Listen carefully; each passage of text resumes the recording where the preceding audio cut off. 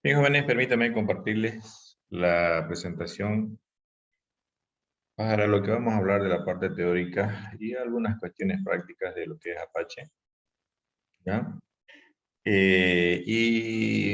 Pero principalmente, antes de hablar de Apache y del gestor de base de datos que vamos a tratar, vamos a ver los conceptos básicos de lo que es un servidor web y un servidor de base de datos y algunas breves conceptos, ¿ya? Entonces, principalmente un servidor web, como todos los servicios que hemos estado viendo hasta ahora, es un programa o un conjunto de programas, como quieran verlo, que atiende y responde peticiones. Pero este servicio o este servidor en particular responde peticiones que normalmente nosotros como usuarios lo hacemos a través de un navegador. Y nosotros lo hacemos a través del navegador y normalmente a través de nuestros dos protocolos que ustedes ven ahí en su presentación, que son HTTP y HTTPS. ¿Ya? HTTPS es lo mismo que el HTTP, pero es la versión segura que hace que la mensajería entre el cliente y el servidor, o sea, entre el navegador y el servidor, vaya cifrada protegida, de tal manera que solo ellos la pueden trabajar. No se olviden que el protocolo HTTP es uno de los puntales, si quieren, del éxito de la web, ya que tanto el HTTP como el HTTPS ahora, sobre todo que es uno de los más, que ha avanzado mucho en su uso por el hecho de que nos permite proteger lo que intercambiamos entre nuestra máquina y el servidor, pues son los que se encargan de hacer la transferencia, ¿no?, de información en el Internet, ¿ya? Normalmente, si ustedes no usan HTTP, usan HTTPS para solicitar una página web. ¿Y que hablamos de página web?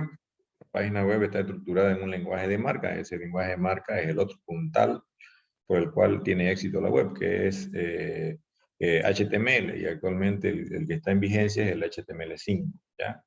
Este lenguaje de marca nos permite estructurar o definir la estructura de un documento, obviamente sin grandes formatos. Para eso ya se apoya en otras tecnologías adicionales que tienen esa finalidad, como hojas de estilo, que es lo que le da el aspecto bonito, si quieren. Y obviamente el HTML nos permite agregar otros elementos, ¿no? Como, además de texto, también imágenes, videos, audio, y nos permite definir conexiones o enlaces hacia otros documentos en, en la web, ¿ya? En nuestro mismo conjunto de páginas o en páginas en otro lado, ¿ya? Entonces, el funcionamiento de un servidor web es el que ustedes están ahí, en el cual, por ejemplo, si ustedes solicitan o hacen la petición desde su navegador por HTTP, normalmente el servidor escucha esa petición en el puerto 80. Si ustedes recuerdan de sus clases de teleinformática, toda conexión entre un cliente y servidor necesita una IP origen y una IP destino. Pero adicionalmente, para que puedan existir varios tipos de servicios en un mismo servidor, ¿ya? En los sistemas operativos a nivel de protocolo TCP/IP, para establecer las conexiones, manejan también otro elemento adicional, que es el puerto. Es como que, véanlo como que la IP es el número que tiene su edificio, donde ustedes viven, si viven en un edificio, y el puerto es el número de oficina dentro de ese edificio al que tienen que llegar, ¿ya? Entonces, si solamente fuera una casa donde solo habría una puerta y uno que pudiera vivir ahí, entonces nuestras máquinas como servidores solo podían tener un servicio activo a la vez y para cada servicio necesitaríamos una máquina. Pero no es así, entonces el número de puerto permite eso. Ahora, si ustedes están trabajando o haciendo la petición por protocolo HTTPS, normalmente el puerto en el que escucha el servidor es el 443.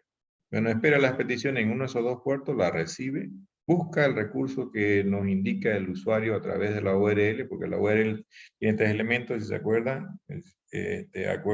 Tiene el protocolo, si es HTTP o HTTPS, mínimamente tiene el nombre de dominio del que identifica al servidor al que debemos acceder, y por último, el recurso al que queremos pedirle al servidor. Entonces, de esa manera, él descompone la URL y ubica o trata de ubicar el recurso que se nos pide, que le pedimos, para poder devolvernoslo si es que si lo encuentra. Si no lo encuentra, obviamente va a dar un error.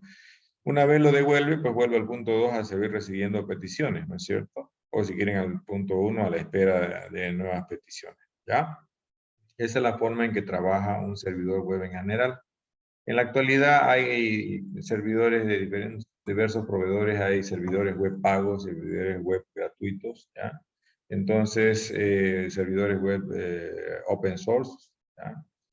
No se olviden, ya hablamos la diferencia entre gratuito y open source, que tienen diversas características, y algunas de las características más comunes son esas que les he puesto ahí, ¿ya? La primera, por ejemplo, ¿ya?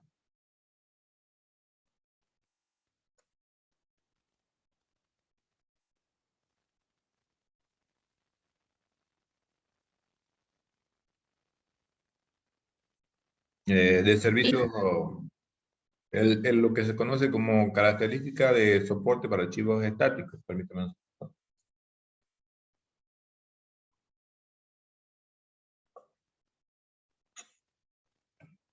¿Ya? Pueden verlo dependiendo del autor, que diga servicio de archivos estáticos, soporte para archivos estáticos, soporte para páginas web estáticas, o simplemente contenido estático. Yo les puse uno ahí. Cualquiera de esos hace referencia al primer punto, ¿ya? ¿Y a qué se refiere esto? Bueno, básicamente, si un servidor web no tiene esto, no es servidor web. Pues, antes de decirle que... Y básicamente es la capacidad de poder almacenar en algún directorio donde está habilitado el servidor un conjunto de páginas web, ¿ya?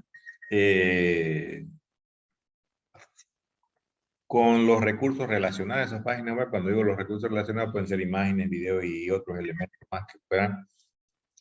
Ya tener estructuradas las páginas web de forma completa, sin nada pendiente, de tal manera que los usuarios simplemente tienen que pedirlas y el servidor web las ubique y las devuelve. En esos casos, en el soporte de contenido estático, los servidores web no tocan para nada el contenido de la página, la devuelven tal como está. Eh, eh,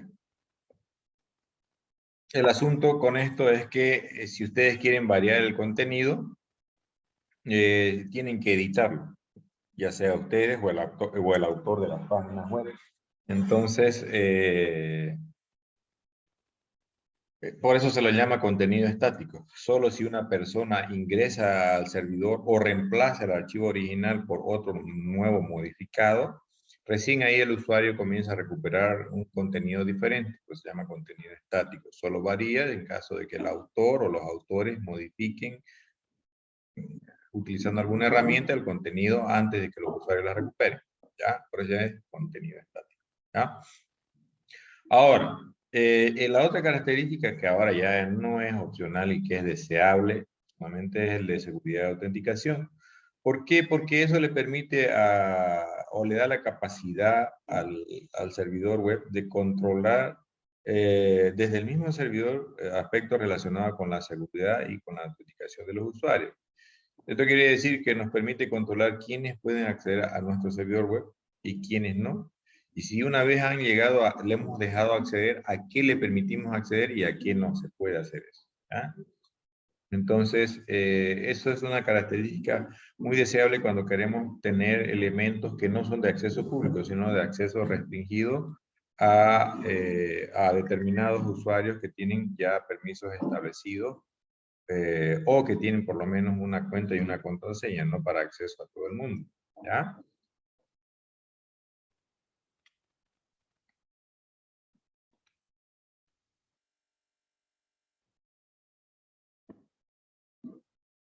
La otra característica que dice, sí, creo que alguien me está preguntando algo. Ah, ya. La otra característica que dice contenido dinámico es uno de los nombres con los que lo van a encontrar. Así como les dije que el primero podía tener varios nombres, dependiendo de qué autor lo haga. El de contenido dinámico puede ser que lo encuentren como contenido dinámico, puede ser que lo encuentren como soporte para archivos dinámicos, servicio de archivos dinámicos, soporte para páginas web dinámicas y así nombres como esos. Pero ¿qué quiere dar a entender esta característica de los servidores web? A diferencia del contenido estático, el contenido dinámico quiere decir que el servidor web de alguna manera toca el contenido de las páginas web para completar lo que falta. ¿Qué quiere decir eso? Que las páginas web están hechas parcialmente.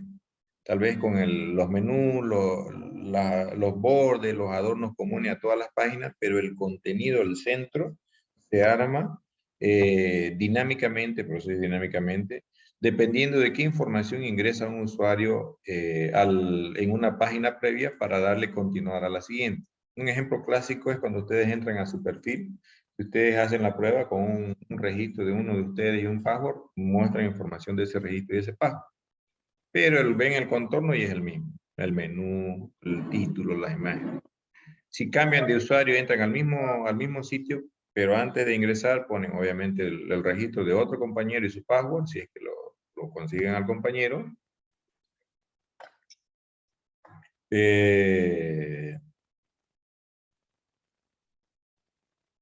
Van a ver información alrededor lo mismo. Menú, el mismo menú, las mismas imágenes, los mismos formatos, tal vez el mismo pie de página, pero el centro, ahí van a ver información asociada solo al usuario con el que ha ingresado. A eso se refiere el contenido dinámico. Entonces, cuando ocurre eso, ya no solo entran 3 tecnologías que son manejadas en el soporte para contenido estático, que en el contenido estático solo usa HTML, hoja de estilo y JavaScript en el peor de los casos. En cambio, en el contenido dinámico, además de esas 3, ya el servidor entiende lo que está haciendo. No es solamente un buscador de archivos y que devuelve esos archivos que le piden, sino que busca los archivos, identifique que hay algún lenguaje adicional al que les mencioné, y procesa esa programación. ¿Para qué? Para completar la parte de la página web que falta. No es que la grabe la página así armada, sino que en memoria la carga, la completa lo que falta y se la devuelve al navegador ya solamente con contenido HTML, CSS y JavaScript para que el navegador lo pueda mostrar a su usuario, porque el navegador no entiende otros lenguajes. Entonces, por eso ahí ya es una característica adicional que ahora es muy necesaria en la mayoría de los sitios que hay en el Internet. La otra característica es la de servidores virtuales, ¿ya? Eso le da la capacidad a un servidor de poder simular que el usuario está accediendo a un sitio web diferente, solo con variar tal vez el nombre el nombre de dominio que pone en la URL e incluso con el puerto. Vamos a ver unos ejemplos más adelante, ¿ya? Entonces, el servidor web que vamos a ver tiene esa característica de servidores virtuales, ¿ya? Otra característica que pueden tener, no siempre la tienen los servidores, es la característica de servicio proxy o servicios intermedios. A veces un servidor web tiene capacidad de tener conexión hacia algo y hay otros que necesitan tener esa misma conexión, pero no pueden porque físicamente no están habilitados para eso, no tienen salida a una red externa, por ejemplo. Entonces, a veces los servidores web vienen con una característica de configurarlos como un servidor intermedio para permitirle a terceros acceder a un servicio que el servidor web tiene acceso. Entonces, por eso es que se lo llama servidores intermedios. Un ejemplo clásico son los servicios de web proxy. Entonces, normalmente eso se da cuando en una organización hay un equipo que tiene acceso al Internet y el resto no lo tiene. Entonces, si ese equipo, normalmente ese equipo es un servidor web y a veces se le habilita la característica de poder ser un puente entre las máquinas de su empresa y los servidores de Internet fuera de la red privada. Entonces, a eso se refiere los servicios intermedios. Y así como estas características pueden haber otras, y nombrando una más para no hacerlo más largo, sería algún protocolo adicional que puedan soportar los servidores web. Uno clásico que muchos servidores web soportan es el FTP. O sea que si ustedes recuerdan que en nuestra unidad de acceso remoto, uno de los servicios de acceso remoto que trabajamos es el FTP con el BSFTP, ¿no es cierto? Una de las implementaciones de FTP. Pero si yo ya tengo un servidor web que no le estoy dando uso tal vez con mucha carga, lo puedo usar yo para poder disponer de un repositorio de archivos al cual puedan acceder mis usuarios y descargarse esa información. Porque si se dan cuenta es casi lo mismo que una página web, con la diferencia que no tiene formato HTML, o sea, no está hecho en lenguaje HTML, por lo tanto no necesita pedirse con el protocolo HTTP o HTTPS. ¿Ya? ¿Qué más? Vamos puntualmente al servidor que vamos a probar. Hay varios. Así como esta hay uno que se llama Tweet, otro que se llama Sync, hay unos pagos como WebLogic, con la misma tecnología pero gratuito, hay uno que se llama Wi-Fi, ¿ya? Hay algunos que están embebidos que se llama Undertow, ¿ya? Entonces hay diferentes servidores web disponibles en el mercado de código libre y pagos. Este servidor web Apache, ¿ya? Es uno de código libre, es bastante robusto y lo bueno que se mantiene libre, o sea que ustedes pueden acceder al código para poder modificar y sacar su propia versión de servidor web. Es implementado, desarrollado por una empresa o por una fundación que se llama Apache Grow, ¿ya? Y en el cual el desarrollo se hace de forma colaborativa y voluntaria, ¿ya? Su funcionalidad es muy similar a la de muchos otros servidores comerciales, cuando digo comerciales pagos, ¿ya? Normalmente es uno de los más usados, por no decir el más usado en sistemas operativos con kernel Linux, ¿ya? Eh, Cuando necesitan tener soporte para páginas web dinámicas o si quieren, cuando necesitan manejar contenido dinámico con un servidor web como Apache, normalmente ese servidor Apache trabaja en conjunto normalmente con MariaDB ahora, antes MySQL, y también con el lenguaje PHP, aunque también podía trabajar, como ven en su diapositiva, con Python y con Perl, ¿ya? Entre otros lenguajes, no son los únicos.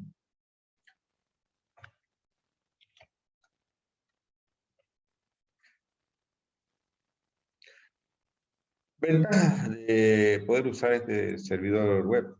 Bueno, es modular. ¿Qué quiere decir eso? Ustedes pueden instalar la base del servidor que viene con solamente soporte para contenido estático, pero luego pueden extenderlo para poder soportar contenido dinámico, ya sea con PHP, con Perl, con Python, simplemente agregando. Por eso, si se dan cuenta, en la cuarta viñetita dice extensible, por el hecho de que es modular. Entonces puede agregársele algunos módulos y hacen que extiendan o se amplíe las prestaciones que puede tener ese servidor web.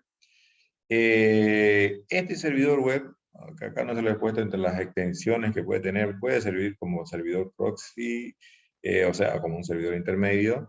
Tiene soporte para páginas web dinámico, aparte de estático, tiene soporte para seguridad y autenticación. Es multiplataforma porque, por ejemplo, lo van a poder instalar en sistemas operativos Windows o aquellos que manejan kernel Linux.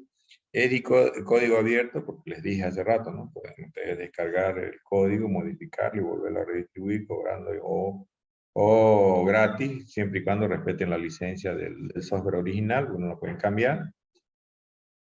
Y es muy popular porque es uno de los más usados desde hace muchos años, desde el inicio del Internet. Aparte, por el hecho de ser de código abierto, no tienen que pagar casi nada respecto a poder usarlo. Y hay una comunidad muy grande, por lo que es muy aceptado. Por eso es que ustedes van a poder encontrar mucha información disponible respecto a cómo usarlo, manejarlo, administrarlo, configurarlo, lo que ustedes quieran, ¿ya?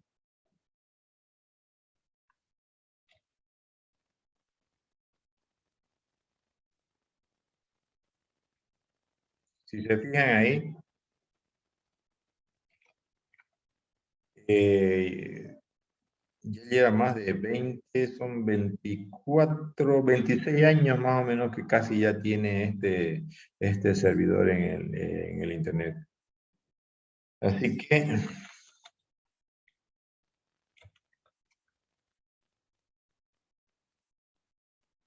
por eso es su nivel de aceptación, ¿ya? Cuando hablamos de requisitos mínimos, si se fijan, si quieren probarlo, está no muy exigente, para no decirlo de otra manera. Obviamente que mientras más recarga le van a dar, necesitan más recursos, pero si quieren probarlo, empezar a usarlo, porque en realidad no necesitan ni interfaz gráfica para poder instalarlo y administrarlo. Si ustedes se dan cuenta, todo lo que es configuración en el videotutorial, todo se hace en consola y con un archivo editor de texto plano, ¿ya?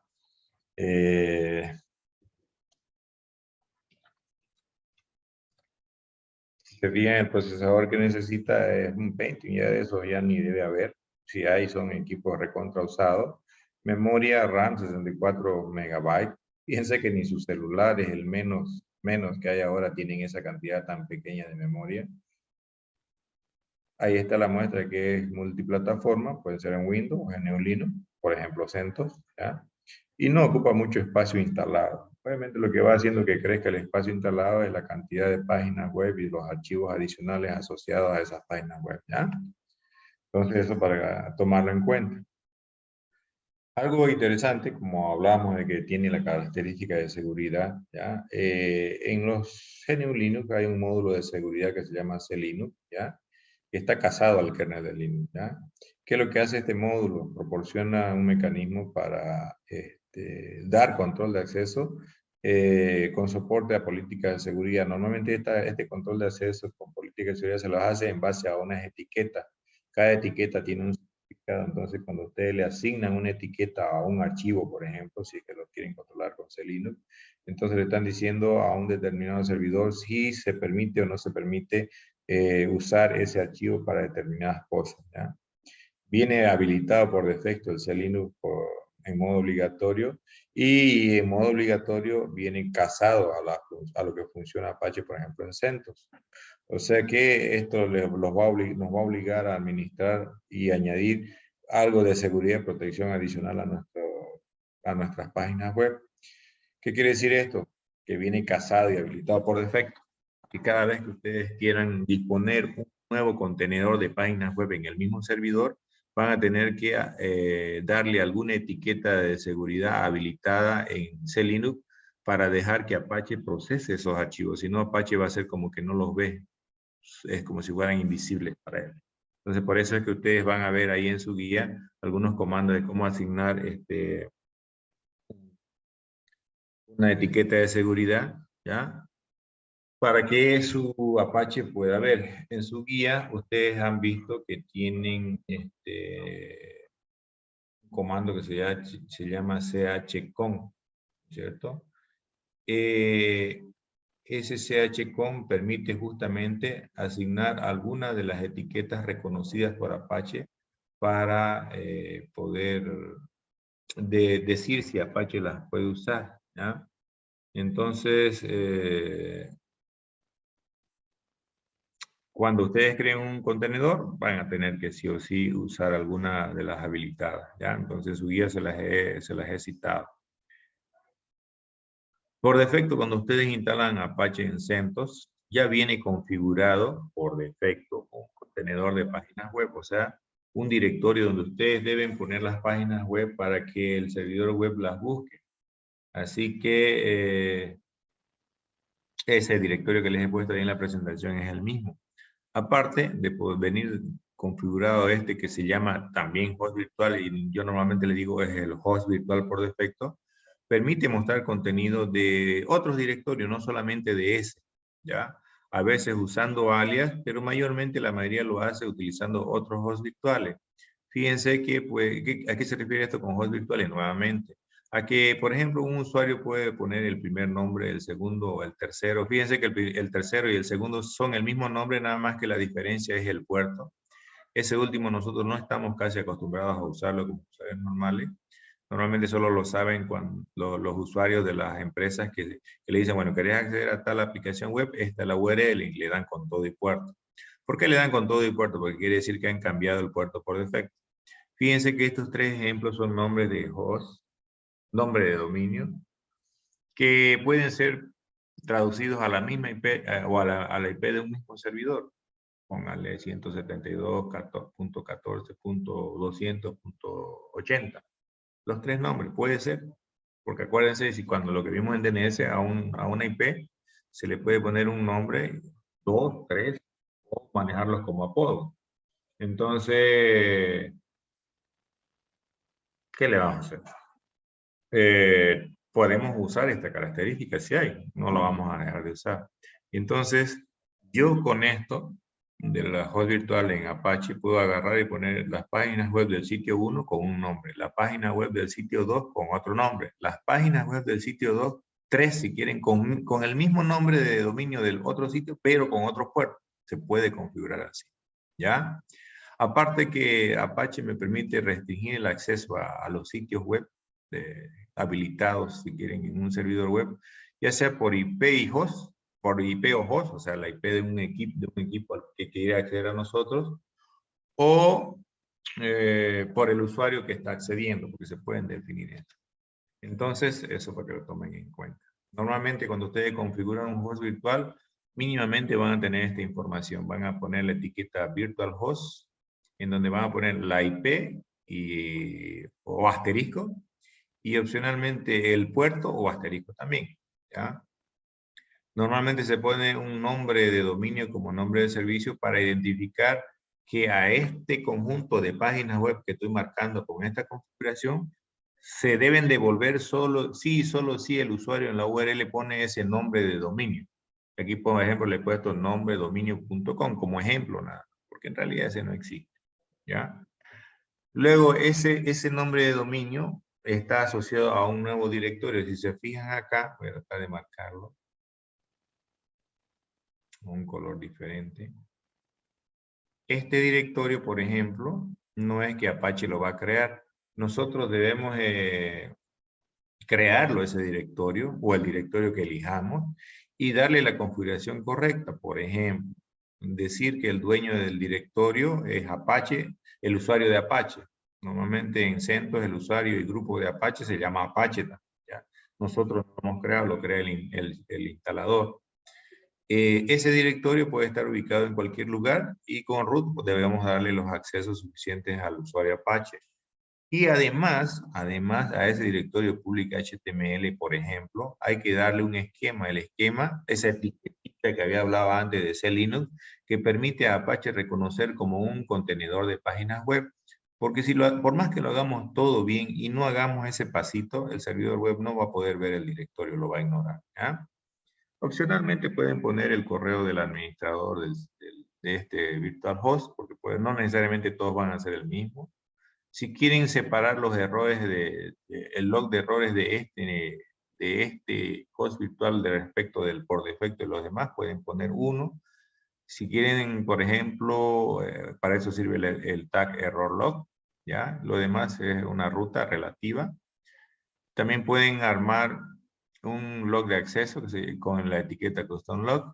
Y fíjense, ahí está lo más importante, directory index. Ahí ustedes definen cuál o cuáles son los nombres de archivos que se deben buscar en caso que el usuario no ponga un archivo a devolver, que ponga solamente un directorio. Entonces, si yo ubico el directorio, él no me dio una página a devolver, bueno, ese directory index me dice qué página debería tratar de buscar el servidor en ese directorio para devolverle al usuario. Y la primera que pilla, en este caso solamente hemos puesto un archivo. Podrían haber más, index.html, index.php o index.htm, dependiendo qué opciones nosotros queramos dar. Y luego viene la directiva de directorio de ahí arriba que yo estoy marcando con un rectángulo largo en rojo. Esas directivas ya le dicen si el acceso está permitido, si es de acceso local o si no está permitido nada. En este caso, que está entre corchetes, los corchetes no se ponen, ¿ya? Los corchetes indican que son opcionales lo que está dentro de los corchetes. Obviamente que si uno no pone, el servidor va a poner algún valor por defecto. Entonces ahí tenemos que ver la documentación, cuál es el valor por defecto, ¿ya? Vamos a cerrar esto. Como les decía antes, se puede restringir acá por IP host o por usuario. Aquí, por ejemplo, si se fijan, una vez dentro de la definición de acceso a un directorio en la directiva directory, dentro se puede aumentar un require all, como está escrito ahí. ¿Qué significa? Que yo, por ejemplo, ahí le estoy diciendo todas las solicitudes. Le digo, ¿qué pasa con todas las solicitudes? Todas, fíjense, la primera línea requiere all granted. Eso significa todas las solicitudes de páginas a este host virtual permitidas. Pero no le permitimos a la máquina que llegue a pedirme que tenga la IP 10.23.355. Yo a esa le voy a decir, no te devuelvo nada. ¿Ya? Ahora, si estamos manejando DNS, en vez de IP, podemos poner requiere not host y luego el nombre de dominio del host SI. Entonces pueden hacerse por IP o por host esa restricción de quién no accede a un determinado conjunto de páginas web. También se lo puede hacer por usuario, ¿ya? Creo que esto me lo sé. Vamos a ver. ¿Ya? En su guía, por ejemplo, ustedes tienen, vamos a ver si no me, acá lo había saltado. Permítanme cambiarlo un ratito, ya desordenado esto.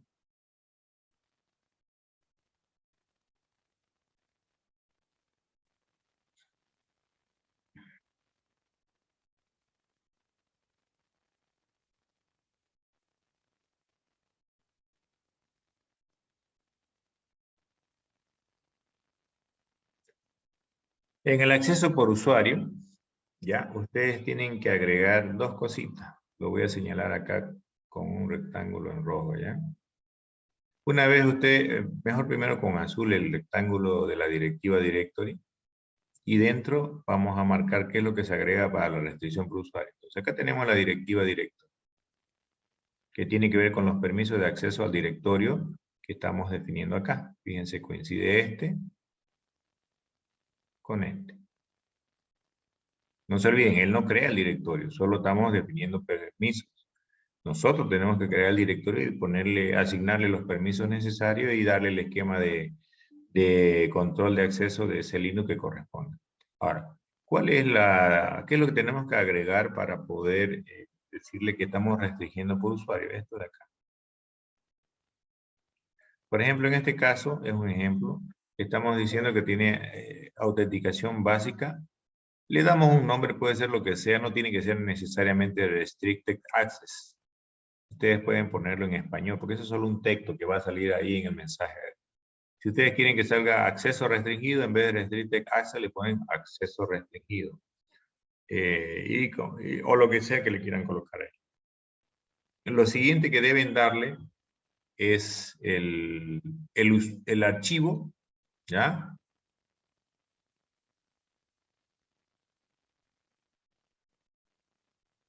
No entiendo su pregunta, José Alfredo. Voy a seguir explicando mientras usted la acomoda su pregunta. Se puede colocar más de un usuario para que no tenga acceso, dice. ¿Ya? En realidad los usuarios se colocan para tener acceso, no para no tener acceso. ¿Ya? Entonces, uno crea usuarios para permitirle acceder, no crea usuarios para no permitirle acceder. Ya otra cosa es que tenga otro tipo de validaciones y en el cual usted diga, ah, esto sí, esto no puedes acceder, pero sí o sí va a ser para que acceda a algo por lo menos, ¿ya? En este caso, el out user file es un archivo donde están los usuarios que van a ser permitidos a acceder a ese host virtual. En este caso, fíjense, ustedes nunca le cambien el nombre, siempre le ponen usuarios. Puede llamarse lo que sea. Y pueden ponerlo en cualquier directorio, siempre y cuando el archivo realmente exista y sea un archivo de usuarios de Apache, que tenga los permisos necesarios tanto a nivel de sistema operativo para Apache como a nivel de Linux, que eso está en la guía, ¿ya? Fíjense que abajo se los puse con azulito, la primera línea es cómo crear un usuario, un archivo de usuarios y al mismo tiempo con el primer usuario. En este caso, el archivo se llama usuarios, está en esa ruta que he puesto ahí. Fíjense, la voy a marcar con otro color, con verde. El directorio donde va a estar el archivo usuarios es este. Se pone este parámetro "-c" cuando el archivo todavía no existe. ¿Cuál archivo? Este de acá. Si ya existe, ya no ponen "-c", directamente ponen lo mismo que está con verde y rojo, más el nombre de un nuevo usuario. Si ponen un mismo usuario, quiere decir que le están queriendo cambiar la contraseña. ¿Ya? Normalmente, por más que ese directorio donde está el archivo de usuario, o que ese archivo de usuario no lo vayamos a mostrar a los usuarios, igual hay que ponerle un contexto, ¿ya? un esquema, perdón, que reconozca ese Linux, porque si no, por más que lo hagamos todo esto bien, esté muy bien, perfecto, no hacemos esta línea de acá, y Apache no va a poder manejar el archivo, solo por eso, solo por no hacer esa línea. Entonces, nosotros puede ser que hayamos creado de los usuarios, que hayamos hecho esto, perfecto, la configuración. Esto, excelente, creamos los usuarios y el archivo. Pero nos olvidamos esta de acá, la que voy a marcar con verde, solo porque, por la razón que ustedes quieran. Y solo por eso no va a permitir acceder a nadie a ese host virtual, su servidor web, ¿ya? Para que lo tomen en cuenta. Bueno, habíamos hablado de que los servidores web podían manejar HTTP o también HTTPS. Ya les había comentado que Apache podría tener soporte para para esta versión segura del servidor del protocolo HTTP, ¿cierto? Entonces,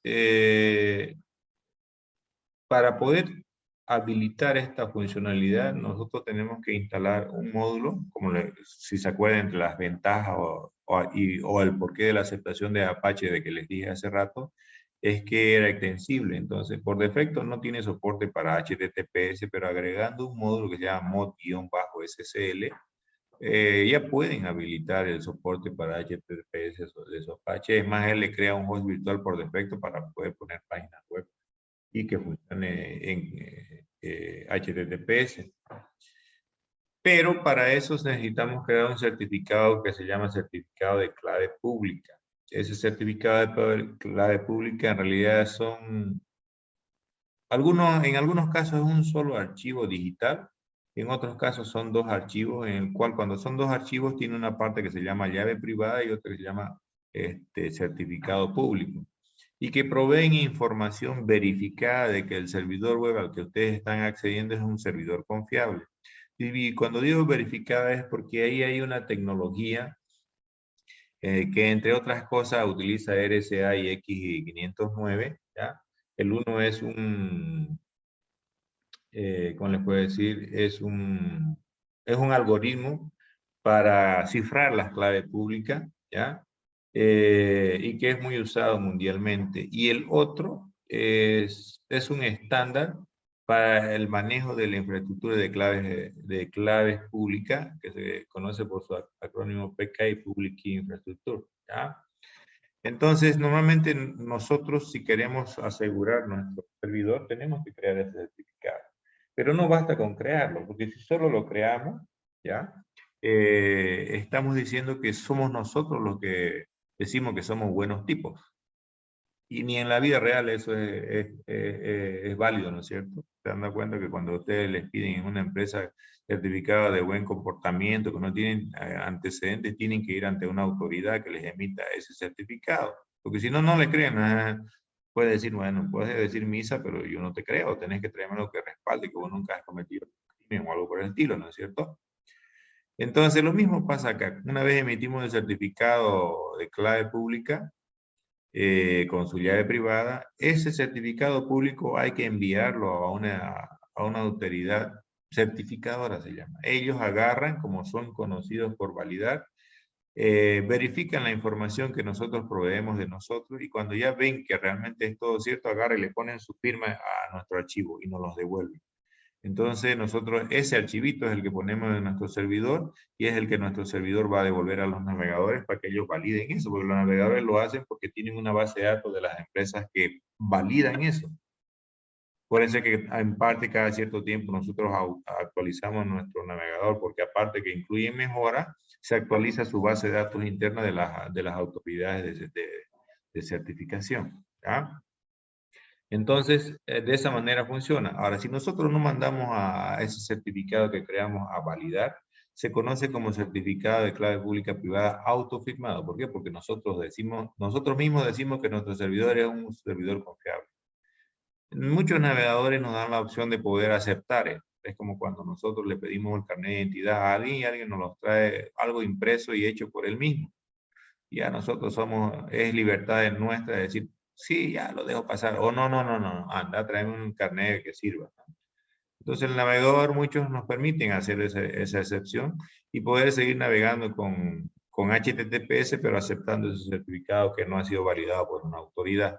¿Ya?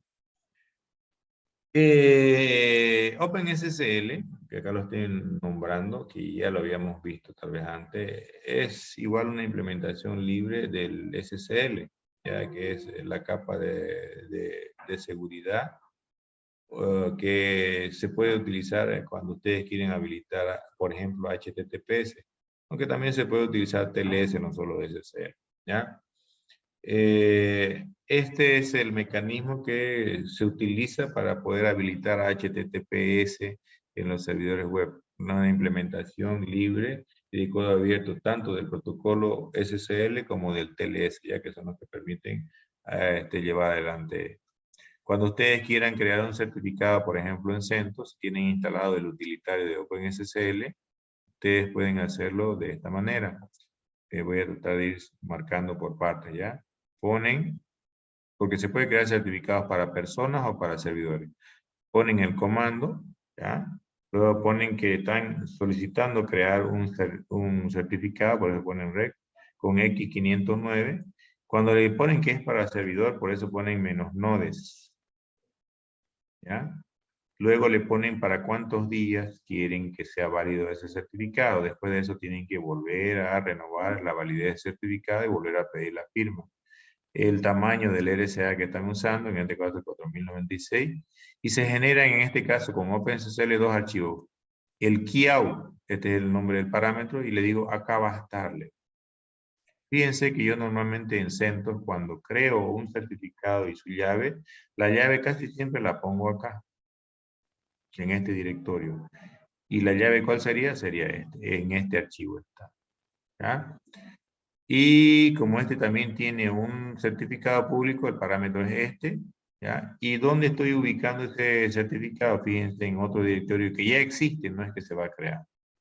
¿Y cómo se llama el archivo donde tiene el certificado público? Se llama todo esto. En este caso, en este ejemplo, ustedes pueden ponerle cualquier nombre, no interesa mientras no exista ese archivo, si no él lo reemplaza. ¿Por qué los pongo ahí? Porque esos directorios ya tienen los permisos necesarios para que Apache pueda leer ahí tanto la llave pública, la llave privada como el certificado. Si ustedes lo ponen en otro directorio, pueden hacerlo. El problema va a ser que van a tener que utilizar el comando chcon para darle el contexto adecuado para que ese Linux le permita a Apache leer ese certificado y esa llave. En el caso de los certificados y las llaves, el contexto es tcert, t-cert, ¿ya? Muy diferente al que vimos hace rato que era HTTP Context Type System. Algo. Fíjense ahorita. Voy a ir para atrás. A ver si lo tengo por acá. Fíjense.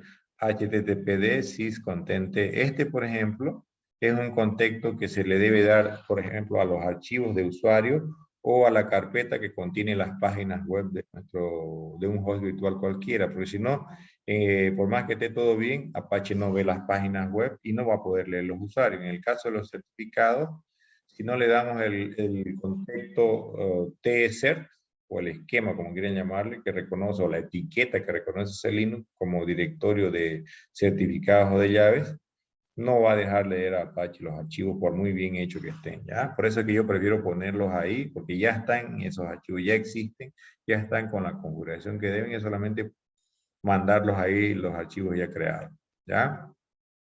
Entonces, cuando ustedes quieren habilitar HTTPS, obviamente tiene que estar el mod SSL instalado, ¿ya? Pero, perdón,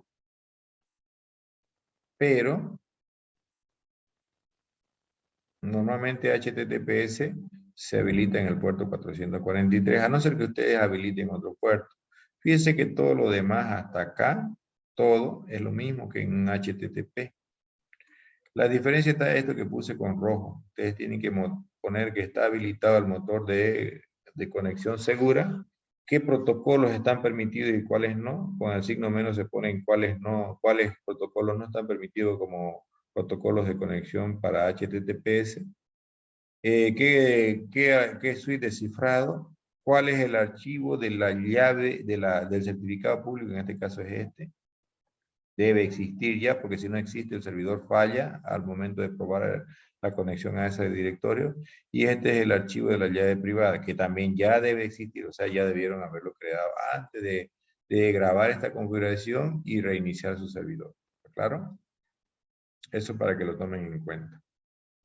Eso en cuanto a los servidores. Ustedes en sus servidores web Apache, ustedes en su guía y en el tutorial que les voy a dejar tienen cómo hacer algunas, primero la instalación y cómo habilitar el servicio y hacer algunas configuraciones de hosts virtuales o inclusive habilitar algún puerto adicional, porque yo les voy a pedir como tarea para el día viernes de la siguiente semana. ¿Ya? Ahora hablemos un poquitito, y solo un poquitito, sobre los servidores de base de datos. No vamos a entrar en muchos detalles porque ustedes en base de datos 2 llevan sobre esto. Y básicamente los servidores de base de datos o sistemas manejadores de base de datos, ¿ya? Nos permite almacenar, crear, recuperar, administrar en general los datos que se almacenan en una base de datos, ¿ya?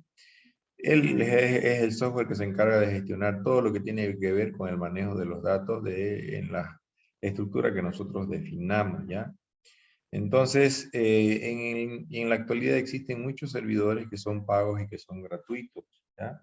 Dos de ellos son MariaDB y MySQL, que es la versión de la que nació MariaDB, ¿ya? Estos dos gestores de base de datos son gestores de base de datos relacional con soporte para múltiples tipos de motores de base de datos. Se pueden almacenar en disco, en archivos individuales, en memoria, en archivos tipo Excel. Entonces, es bastante flexible y lo más importante que tienen su versión open source, o sea que ustedes pueden descargarla gratis o paga y tienen derecho a acceder al código, ¿ya? MariaDB, entonces, como les dije, es un sistema de gestión de base de datos que nació a partir de MySQL con una licencia GPL. Entonces, si ustedes se lo descargan y lo modifican, pueden cobrar o darlo gratis, pero deben mantener esa licencia con los mismos beneficios para quien lo adquiera gratis o pagado. Ha sido desarrollado por el mismo autor de MySQL, con la idea de, si quieren, darle un poco de guerra al que es dueño ahora de MySQL. Obviamente, si lo hizo, lo vendió, no sé, tal vez tiene algún detalle por el cual lo vendió, no sé. ¿Ya? Porque tenía la idea de que ellos no iban a hacer un trabajo adecuado con MySQL y que lo iban a tratar de privatizar y que tenga costo permanente. Entonces salieron con esta versión de gestor de base de datos y ya empezaron con creación de nuevos motores de base de datos como ARIA, como Xtrap, entre otros, ¿ya? Y es muy compatible con MySQL, casi totalmente compatible. La mayoría de sus controladores de MySQL son los mismos que se usan para acceder a MariaDB, ¿ya? Entonces, muchos han optado para prevenir problemas futuros, migrar de un gestor de base de datos MySQL a un MariaDB porque no tienen que hacer básicamente cambios, al menos no por ahora. Estas son las características que tienen. Fíjense, en base de datos relacional, es open source, rápido como lo era MySQL o como lo es, confiable, se puede escalar a más de un servidor o en un clúster. Igual funciona como MySQL en una arquitectura cliente-servidor. También se puede embeber en un sistema, ¿ya? De tal manera que solo a través de ese sistema se pueda acceder a esa base de datos. Tiene una gran cantidad de contribuyentes. ¿Por qué? Dirán, si es tan nuevo su creación. Porque en realidad toda la comunidad que existía de MySQL se volcó a apoyar el trabajo de MariaDB. Y obviamente siguen apoyando también a MySQL, porque MySQL, a pesar de pertenecer a una empresa con fines de lucro, sigue manteniendo una versión comunitaria que ustedes pueden descargar y usar sin mayor problema. El único detalle que dicen ellos, los de MariaDB, que esa versión no está optimizada para ser usada en producción, o sea, usarse en realidad, sino solamente para práctica, ¿ya? Entonces, proveen sus propias herramientas para sacar copia de seguridad, para restaurar. Algunas las han mantenido. Hay muchos clientes, herramientas clientes disponibles gratuitas y algunas pagas.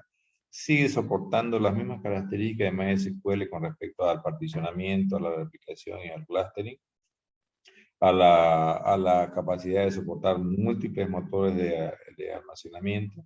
Soportan globalización y, como les dije antes, también tenían sus propias herramientas para copia de seguridad, restauración y recuperación del sistema, ¿ya? sus requisitos son poquísimos. Fíjense, se pueden trabajar sobre, al igual que Apache, pueden trabajar sobre una máquina con recursos o con características de una máquina de los años 2000. Pueden trabajar sobre Windows Vista, en XP, pueden trabajar en Windows Server 2008, puede ser Windows 10, Windows 11 ahora, y en muchas distribuciones de sistema operativo con kernel Linux como Fedora, Ubuntu, SUSE, OpenSUSE, Red Hat, CentOS, en nuestro caso Debian, Linux Mint y tantas otras distribuciones de GNU Linux que hay. ¿Ah? Eso entonces, respecto a lo que es esta unidad. Adicionalmente, ustedes en su guía van a poder ver dónde está el archivo de configuración de MariaDB, por si alguna vez tienen que tocarlo. Y yo básicamente no los estoy haciendo trabajar sobre la configuración de MariaDB, pero sí les voy a mostrar en la guía cómo pueden hacer algunas tareas administrativas como sacar copia de seguridad, sacar backup, crear base de datos, restaurar base de datos, o mínimamente por lo menos habilitar el servicio para que ya un administrador de base de datos se encargue de hacer las configuraciones que necesiten, dependiendo de cómo ustedes lo vayan a necesitar. ¿Ok? Entonces, ¿tienen alguna pregunta, jóvenes? ¿Hay?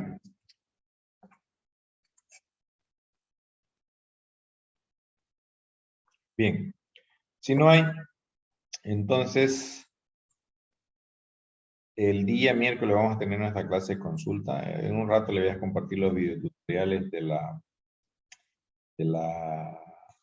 de la parte práctica de esta unidad. Y cualquier consulta al respecto, directamente el día miércoles en la clase, ¿ya? Sin más que decir, y si es que no hay consulta, nos veríamos el día miércoles. ¿Está bien? Está bien, Inge, hasta luego. Hasta luego.